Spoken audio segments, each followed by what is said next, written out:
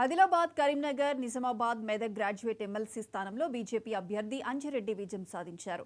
రెండో ప్రాధాన్యత ఓట్లతో ఆయన గెలుపొందారు. అక్కడ కాంగ్రెస్ నుంచి నరేందర్ రెడ్డి, బీఎస్పీ తరపున ప్రసన్న హరికృష్ణ పోటీ చేశారు.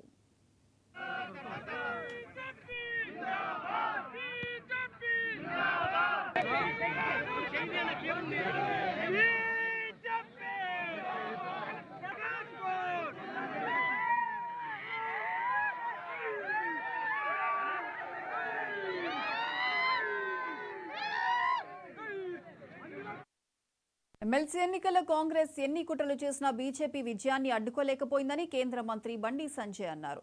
మోదీ నిజాయితీ పాలనను ప్రజలు గుర్తించారన్నారు. నోట్ల సంచులు ఓడిపోయి ఓట్లు గెలిచాయని వ్యాఖ్యానించారు. ఈ ఓటమిని కాంగ్రెస్ కు రంజాన్ బహుమతిగా ఇస్తున్నామని అన్నారు. ఈ ఎన్నికల్లో బ్యాలెట్ ఓట్లతో బీజేపీ గెలిచిందన్న సంజయ్ ఈవీఎంలపై ఆరోపణలు చేసే రాహుల్ గాంధీ దీనిపై సమాధానం చెప్పాలని వ్యాఖ్యానించారు.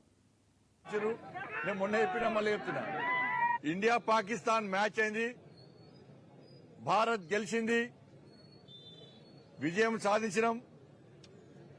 కాంగ్రెస్ పార్టీ ఎన్ని కుట్రలు కుతంత్రాలు చేసినప్పుడు కూడా ప్రపంచంలో భారత్ కి విజయం, ఈ దేశంలో భారతీయ జనతా పార్టీ విజయాన్ని ఎవ్వరూ ఆపలేని విషయం ఈరోజు స్పష్టమైంది. రెండు పొలిటికల్ మ్యాచ్ల మధ్య ఇలా భారత్ ఇలా విజయం సాధించింది. మా కోట్లేసి గెలిపించిన ఓటర్ మహాశయులందరూ కూడా మేము అభినందన తెలియజేస్తున్నాం. కాంగ్రెస్ పార్టీ ఓటమి వాళ్ళకు రంజాన్ గిఫ్ట్ ఇస్తున్నాం, పండుగ వేసుకోండి కాంగ్రెస్ పార్టీ వాళ్ళు. ఇలా డబ్బుల సంచులకు ధీటుగా ఓట్ల డబ్బాలు విజయం సాధించినాయి. వాళ్ళ వందల కోట్ల రూపాయలు వాళ్ళ పంచితే ఓట్లను నమ్ముకొని వాళ్ళనరు, పైసలు నమ్ముకొని వాళ్ళనరు, ఓటర్స్ నమ్ముకొని మేమున్నాం. ఓట్ల సంచులు ఓడిపోయినాయి, ఇలా నోట్ల సంచులు ఓడిపోయినాయి, ఓట్లు మాత్రం గెలిచినాయి. ఇవాళ రాహుల్ గాంధీ గారు సమాధానం చెప్పాలి.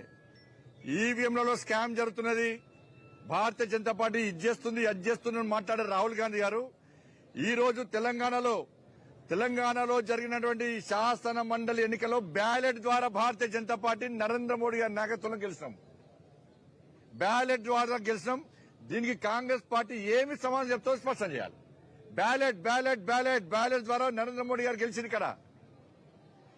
దేశంలో ఎక్కడ ఈవీఎంల ద్వారా ఎన్నికలు జరిగినా కూడా, బ్యాలెట్ ద్వారా ఎన్నికలు జరిగినా కూడా గెలిచేది నరేంద్ర మోడీ గారి యొక్క పార్టీ భారతీయ జనతా పార్టీ.